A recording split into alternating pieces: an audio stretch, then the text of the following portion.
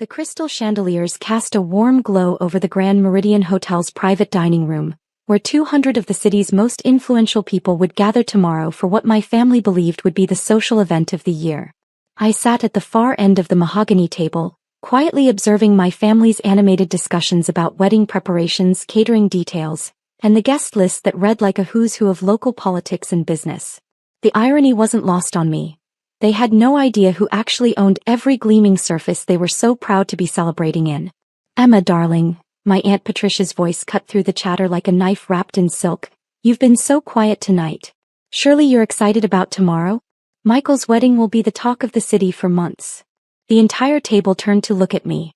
23 family members, all dressed in designer clothes that cost more than most people's monthly salaries, all wearing expressions that ranged from mild curiosity to barely concealed condescension.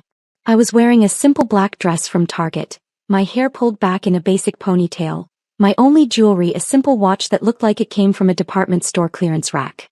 To them I was the family disappointment. The 29-year-old who'd never quite figured her life out, who worked at some vague marketing job, and lived in what they dismissively called that tiny apartment downtown. The one who drove a 7-year-old Honda Civic and bought her clothes at discount stores. The one who'd been systematically excluded from wedding planning discussions because, as my mother had delicately put it, Emma's situation is so different from ours. "I'm very happy for Michael and Sarah," I replied softly, taking a sip of water while they drank champagne that cost more per bottle than my monthly car payment. Michael, resplendent in his custom-tailored tuxedo that probably cost more than my supposed annual income, leaned back in his chair with the confident smile of someone who'd never questioned his place in the world. "You know, Em, I've been meaning to ask, what did you end up getting us for a wedding gift? I know money's tight for you, but Sarah and I are really curious." The question hung in the air like smoke. Conversations at nearby tables. Yes, there were multiple tables because this rehearsal dinner was larger than most people's actual weddings, seemed to pause as family members strained to hear my answer. Sarah, his bride-to-be, giggled behind her perfectly manicured hand. Her engagement ring caught the light, a 5-carat diamond that had been featured in the society pages of 3 different newspapers. "Oh, Michael, don't put her on the spot. I'm sure Emma did her best with whatever she could afford." My cousin Bradley, 26 and fresh out of law school with a job at his father's firm, couldn't resist chiming in. "Come on, don't keep us in suspense, Emma. What's the big gift? Please tell me it's not another one of those homemade photo albums you used to give us." The laughter that rippled around the table was polite but unmistakably cruel. My mother shot Bradley a warning look, but she was smiling too. Even my father, usually the most diplomatic of the family, was grinning into his brandy snifter. "Actually," I said, setting down my water glass and meeting Michael's eyes directly, "I was thinking of keeping it simple. Maybe just a card like you suggested." The silence that followed lasted exactly 3 seconds before the eruption began. Michael nearly choked on his champagne. "A card? Emma, this isn't a birthday party at Chuck E. Cheese. This is my wedding. Do you see where we are right now?" He gestured grandly at the opulent surroundings. "This is the Grand Meridian Hotel, the most exclusive venue in the city. Sarah's father had to call in favors just to get us this booking." "Now, Michael," my father interjected, though his tone suggested he agreed entirely with the sentiment, "I'm sure Emma didn't mean." "No, Dad, she needs to hear this," Michael continued, his voice rising slightly as the champagne and the audience emboldened him. "Emma, you can't just coast through life forever. Look around this table. Uncle Richard just made partner at Morrison & Associates. Bradley's starting at Patterson Commercial Real Estate. Cousin Jennifer just got promoted to Senior Vice President at First National Bank. Even our youngest cousin Amy just landed an internship at the mayor's office." He paused for effect, making sure everyone was listening. "And tomorrow Sarah and I will be celebrating our marriage with judges, senators, city council members, business owners who control millions of dollars in commerce. Sarah's father owns half the commercial real estate in this city. Her mother sits on the boards of 4 different charities and the symphony orchestra." Sarah beamed at this recitation of her family's accomplishments. "My parents have been planning this wedding for 8 months. The flowers alone cost more than most people spend on their entire wedding. We have a 12-piece orchestra, not a DJ. The cake was designed by the same pastry chef who did the governor's daughter's wedding last year. And you think," Michael continued, building to his crescendo, "that a card fits into that world? Into our world. I nodded thoughtfully as if seriously considering his question. You make an excellent point, Michael. A card does seem rather insufficient for such a grand occasion. Finally, my Aunt Patricia muttered under her breath, loud enough for the table to hear, some self-awareness. You know what your problem is, Emma? This came from my Uncle Richard, Patricia's husband, who'd been drinking heavily and was feeling philosophical. You never learn to think big. You're content with your little life, your little apartment, your little job. There's nothing wrong with that, mind you, but you can't expect to run with wolves when you're determined to stay a sheep. More laughter. Even my mother was nodding approvingly at this bit of wisdom. I pulled out my phone, a gesture that made several family members roll their eyes. My phone was 3 years old with a cracked screen protector I'd never bothered to replace. To them, it was just another symbol of my failure to keep up with their standards. Always on that thing, Bradley observed. Who could possibly be calling you at 9:30 on a Friday night? Let me guess. Someone from your little marketing company wants to discuss weekend overtime. Actually, I said, standing up from the table, I need to make a call. I think you're absolutely right about the card being insufficient. The entire dining room had gone quiet now. Not just our table but the other tables of family and wedding party members. Even the piano player in the corner seemed to sense the tension and let his melody fade into silence. I dialed a number I knew by heart, watching their faces as I waited for the answer. Hello, James. Yes, I know it's late, but we have a situation at the Grand Meridian that requires immediate attention. No, not that kind of situation. Nothing dangerous. I need you to cancel the Henderson wedding scheduled for tomorrow. Yes, all of it. The ceremony at 3, the cocktail hour at 5, the reception at 7. Everything. I don't care about the deposits or the contracts. Just handle it. The color began draining from faces around the table, starting with Michael and spreading outward like ripples in a pond. Emma, my mother whispered, her voice barely audible, what are you doing? Who are you talking to? I held up a finger, continuing my conversation. And James? I want you to personally deliver the cancellation notice to the bride's suite tonight. Make sure they understand this isn't a staffing issue or a scheduling conflict. Make it clear that this comes directly from ownership. Yes, from Grandstone Hospitality Group. Tell them the owner felt that the behavior of the wedding party toward hotel staff was unacceptable. What's that? Oh yes, you can include that detail about inappropriate conduct toward family members as well. Thank you, James. I hung up and smiled at the table full of horrified faces. There.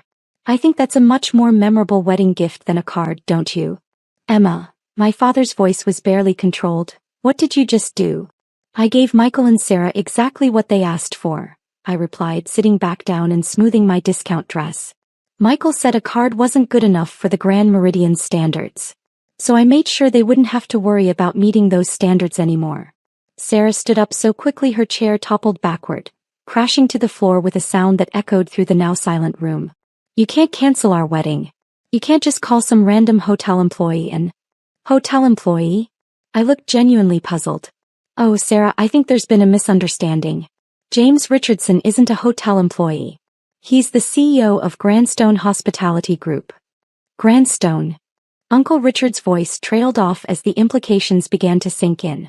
They own this hotel, I explained patiently as if speaking to children. Along with 17 other luxury properties across 3 states, 2 resorts in the Caribbean, and a rather lovely chateau in France that I'm quite fond of. You'd be familiar with some of their other properties. The Grandstone Plaza downtown, the Meridian Resort where you vacationed last summer, the Ocean View Conference Center where your law firm holds its annual retreats. The silence that followed was so complete that you could hear the soft hum of the air conditioning system and the distant sound of traffic from the street below. That's impossible, my Aunt Patricia finally whispered. You work at a marketing firm. You live in that tiny apartment. You drive that awful car. I own a marketing firm, I corrected gently. Phoenix Digital Solutions.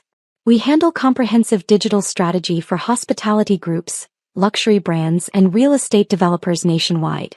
Our client list includes about 60% of the major hotel chains in North America, which is how I met James Richardson 5 years ago. I paused to take another sip of water, enjoying the way their faces were cycling through various stages of shock and disbelief. James was so impressed with our work. We increased Grandstone's direct bookings by 340% in our first year, that when they were looking for investors 3 years ago, he offered me the opportunity to buy in. I liked their vision for luxury hospitality, so I acquired a controlling stake. 63% to be exact. Michael's mouth was opening and closing like a fish gasping for air. You own, but that's... As for the tiny apartment, I continued conversationally, that's actually a 12-story office building in the financial district. Phoenix Digital Solutions occupies floors 3 through 8. I live in the penthouse. It's about 4,500 square feet, though I suppose that might seem tiny compared to some people's standards. My mother was shaking her head frantically, as if she could make this all go away through sheer force of denial. Emma, this is insane. This is some kind of elaborate joke. You can't possibly own a hotel chain. Look at your clothes. Look at your car. The clothes are from Target, you're absolutely right, I agreed. I find them comfortable and practical. As for the car, well, that Honda Civic belongs to my assistant Rebecca. She lets me borrow it when I visit family because I prefer to keep a low profile. It helps me see who people really are when they think I have nothing to offer them. James Richardson himself appeared at our table as if summoned by our conversation. He was immaculate in his evening suit despite the late hour, his silver hair perfectly styled, his manner professionally courteous but unmistakably authoritative. Ms. Martinez, he said with a slight bow, I came personally to ensure everything was handled according to your instructions. The Henderson wedding has been completely cancelled. All vendors have been notified, all deposits will be returned by Monday morning, and I've prepared a comprehensive guest notification system. Shall I proceed with the automated calls and emails? Please do, James. Make sure everyone understands that the cancellation came from ownership due to inappropriate behavior towards staff and other guests. Of course. And shall I prepare the Ocean View Ballroom for your corporate event tomorrow instead? I believe you mentioned wanting to host something for your West Coast marketing clients who are flying in for the quarterly review. Perfect. Make sure the catering reflects the seasonal menu we discussed, and confirm that the AV equipment for the presentation is properly calibrated. Already handled, Ms. Martinez. Will there be anything else? Actually, yes. I'd like you to comp these ladies and gentlemen's dinner tonight. Call it a cancellation courtesy. James bowed again. My pleasure. Have a wonderful evening. As he walked away, I turned back to my family. 23 faces staring at me in various stages of shock, disbelief, anger, and calculation. Michael looked like he might vomit. Sarah was frantically texting, probably trying to reach her father. My parents sat in stunned silence, finally understanding that their disappointing daughter had more power in her little finger than they'd ever dreamed possible. You see, I continued conversationally, when you build a business from the ground up, you learn the value of staying humble. I started Phoenix Digital in what you call that tiny apartment. Back when it actually was tiny, a studio above a coffee shop that I rented for $800 a month. I could see some of them starting to do mental math, trying to figure out how someone could go from a studio apartment to owning hotel chains in just a few years. I worked 18-hour days, lived on ramen noodles and whatever free food I could get from networking events. I wore the same 3 outfits to every client meeting for 2 years because I was reinvesting every penny back into the business. But I learned something valuable during those years. Success isn't about what you show off to other people. It's about what you build when no one is watching. Emma, Michael's voice was barely a whisper. I didn't know. How could we have known? You never said anything about. About what? I asked. About the fact that Phoenix Digital went public 18 months ago and is now valued at $1.2 billion? About the fact that Forbes listed me as one of their 30 under 30-foot entrepreneurs 3 years running? About the fact that I've been invited to speak at Harvard Business School, Stanford, and Wharton about digital transformation in the hospitality industry. The number seemed to hit them like a physical blow. Several people actually flinched. You could have asked, I continued. You could have shown even the slightest interest in my life beyond making jokes about my clothes or my car or my supposed failure to launch. You could have treated me like family instead of like a charity case you're embarrassed to be associated with. Sarah suddenly grabbed my arm, her perfectly manicured nails digging into my skin. Wait, you can't do this. This is my wedding. 3 years of planning. My father will destroy you. He owns Patterson Commercial Real Estate. He has connections throughout this city. I gently but firmly removed her hand from my arm. Patterson Commercial? How interesting. They manage the Riverside complex where my original office was located, before I bought my own building. Small world. Her face went from flushed anger to ashen panic in the space of a heartbeat. What do you mean? Well, I'm sure your father is a lovely man, but Patterson Commercial was charging me triple the market rate for substandard service. Broken elevators, inconsistent heating, security issues. When I started looking into it, I discovered they were doing the same thing to most of their tenants. So when my lease was up, I bought my own building. And I may have mentioned to a few other business owners that they might want to explore their options. You're lying, Sarah whispered. Patterson Commercial lost about 40% of their major tenants over the past 2 years. I continued matter-of-factly. Including, coincidentally, the management contract for several Grandstone properties. Turns out they were billing us for services they weren't actually providing. James was quite upset when our audit revealed the discrepancies. The blood drained completely from Sarah's face. Her father's business had indeed been struggling lately, though the family had been trying to keep it quiet. My father finally found his voice. Emma, sweetheart, surely we can work this out. Michael didn't mean anything by what he said. We're family. You can't just destroy a wedding over a misunderstanding. A misunderstanding? I repeated. Dad, this isn't about one comment at one dinner. This is about 29 years of being treated like the family disappointment. This is about being excluded from family decisions because you assumed I had nothing valuable to contribute. This is about being mocked and dismissed and patronized at every family gathering for the past decade. But we didn't know, my mother protested. If you had told us about your success, would it have mattered? I asked. Should your respect for me as a person depend on how much money I have in the bank? Should the way you treat your daughter be contingent on her net worth? The question hung in the air like an accusation because we all knew the answer. Bradley, who had been silent since his earlier joke about photo albums, suddenly spoke up. But the wedding, Emma. There are 200 guests coming tomorrow. Senators, judges, business leaders. This will humiliate our entire family. Will it? I asked. Or will it teach you something about consequences? About how you treat people when you think they can't fight back? Michael suddenly stood up, his chair scraping against the floor. You know what? Fine. You want to play power games? You want to show off your money? Go ahead. Cancel the wedding. But don't pretend this is about respect or family values. You're getting revenge because we didn't treat you like the secret billionaire you apparently are. I'm worth $3.7 billion actually, I corrected quietly. The number landed like a bomb in the middle of the table. Even the servers who had been discreetly clearing dishes stopped moving. What? Sarah breathed. Phoenix Digital was just the beginning. The IPO gave me the capital to expand into other markets. Real estate development, renewable energy, tech startups. The hospitality acquisition was actually one of my smaller investments. Forbes' estimate last month was $3.7 billion, though their methodology tends to be conservative. My Aunt Patricia made a sound like a punctured tire. Billion. With a B. The funny thing is, I continued, standing up and gathering my discount purse, I was actually planning to give you a very generous wedding gift. I'd arranged for a month-long honeymoon in Europe. My villa in Tuscany, my apartment in Paris, a yacht charter in the Mediterranean. I thought it would be a nice surprise. You have a villa in Tuscany? My mother whispered. 3 villas actually. Tuscany, Provence, and a lovely place in the Cotswolds. But the Tuscany property has the best views of the vineyard. Or it had the best views for your honeymoon. I'm thinking of hosting a corporate retreat there instead. My marketing team has been working very hard lately. Sarah burst into tears, her carefully applied makeup running in black streams down her cheeks. This isn't fair. You can't punish us for not knowing you were rich. How are we supposed to know? I'm not punishing you for not knowing I was rich, I said, slinging my Target purse over my shoulder. I'm punishing you for treating me like garbage when you thought I was poor. There's a significant difference. Michael grabbed my arm as I turned to leave. Emma, please. I'm sorry. We're all sorry. Can't we just start over? Forget tonight happened. I looked around the table at their desperate faces.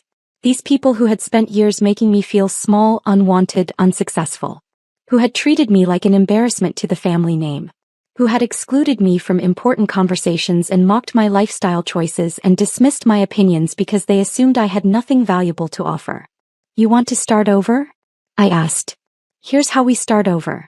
Tomorrow, instead of your wedding, you're all going to volunteer at the Haven House homeless shelter on 5th Street. A homeless shelter? Patricia looked like I'd suggested they volunteer at a sewage treatment plant. Every Saturday for the next 6 months. All of you. You're going to serve meals, clean bathrooms, sort donations, and listen to stories from people who have nothing but still treat each other with dignity and respect. People who understand that a person's worth isn't determined by their bank account or their zip code or the label on their clothes. And if we refuse? Michael asked, though his defiance was considerably less impressive than it had been an hour ago. I smiled. Then you refuse. It's your choice. But understand that my choice is to never speak to any of you again. No family dinners, no holiday gatherings, no graduations or births or funerals. You'll be strangers to me. And given that I now control significant portions of this city's hospitality and real estate markets, that might make certain social and business situations rather awkward for you. The weight of that threat settled over them like a blanket. For all their dismissive treatment of me, I was still family. Still their daughter, sister, niece, cousin. And now, apparently, their only family member with any real power in the circles they cared about. 6 months at the shelter, my father said slowly, his voice carefully controlled. And then what happens? And then we see if you've learned anything about treating people with respect, regardless of what car they drive or what clothes they wear or what job they have. We see if you're capable of valuing family relationships over social status. Sarah wiped her eyes, smearing her mascara even further. What about our wedding? We can't just not get married. The invitations, the plans, the deposits. You can absolutely still get married, I said. Just not at my hotel. I'm sure you can find a nice little chapel somewhere. Something more appropriate for people who are just learning about humility. A chapel? She looked horrified. There's a lovely little place called St. Mary's about 10 minutes from here. Very intimate. Probably perfect for, say, 20 or 30 of your closest family and friends instead of 200 social climbers and business contacts. 20 or 30? Michael looked like he might faint. Well, yes. I assume most of tomorrow's guest list was more interested in networking and being seen at the social event of the season than in actually celebrating your marriage. Once word gets out that the Grand Meridian wedding is cancelled, I suspect you'll discover who your real friends are. I started walking toward the exit, my discount shoes silent on the plush carpet. Behind me, I could hear Sarah sobbing and Michael frantically making phone calls, probably trying to find another venue at 10 p.m. for a wedding the next day. Emma, my mother called out as I reached the dining room door. This isn't you. You're not cruel. You've always been the sweet one, the kind one. I turned back one last time. You're right, Mom. The old Emma, the one who let you walk all over her because she was desperate for your approval, wasn't cruel. But she also wasn't respected. She was treated like a doormat because she was afraid to stand up for herself. So this is who you really are? Michael had followed me to the door, his face red with anger and humiliation. Some vindictive billionaire who destroys people's lives for entertainment? No, Michael. This is who you forced me to become. You wanted to know what I was really worth, what I could really contribute to this family. Well, now you know. I walked out of the Grand Meridian Hotel, my hotel, into the cool evening air. The valet, recognizing me despite my humble appearance, had already brought around my actual car, a midnight blue Bentley Continental that cost more than most people's houses. As I drove through the city streets toward my penthouse, my phone buzzed constantly with frantic calls and texts from various family members. But I ignored them all. Tomorrow would be very interesting indeed. 6 months later I got my answer. They had all shown up at Haven House that first Saturday, initially sullen and resentful, dressed inappropriately and clearly miserable about the whole arrangement. But something remarkable happened over those 26 weeks. They started talking to the people they were serving. They started hearing stories about families who'd lost everything through medical bankruptcies, veterans struggling with PTSD, single mothers working 3 jobs and still unable to afford rent. My father surprised me most. The proud businessman who'd always looked down on charity work became one of the shelter's most dedicated volunteers. He'd started a job training program, using his business connections to help homeless individuals find employment. He'd even hired 2 former residents at his company, something that would have been unthinkable 6 months earlier. Michael and Sarah had indeed gotten married at St. Mary's Chapel the day after their Grand Meridian cancellation. 28 guests instead of 200, a simple reception in the church hall instead of a grand ballroom. Sarah later told me it was the most meaningful day of her life, focused on love and family instead of social status and business networking.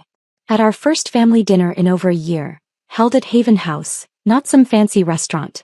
Michael approached me quietly as we served meals to families who reminded us all what was really important. Emma, I need to apologize. Not just for that night at the hotel, but for years of treating you like you didn't matter. I was so focused on what success looked like that I never bothered to see what it actually was. And what is it? I asked, ladling soup into bowls. It's making a difference. It's building something that matters. It's treating people well because they're human beings, not because of what they can do for you. He paused, watching a homeless veteran teach my cousin Bradley how to properly organize the food pantry. You were successful all along. We were just too blind and self-absorbed to see it. I smiled at my brother, really smiled at him for the first time in years. The villa in Tuscany is still available. If you and Sarah want to take that belated honeymoon, consider it a wedding gift. Better late than never. As we cleaned up after the evening meal service, watching families with nothing share what little they had with gratitude and grace, I realized something important. I'd thought I was teaching my family about respect and consequences, but they taught me something equally valuable. Real success isn't about accumulating wealth or building business empires or wielding power over others. It's about using whatever advantages you have to lift people up, not tear them down. Even when they probably deserve the tearing down. But especially when they don't.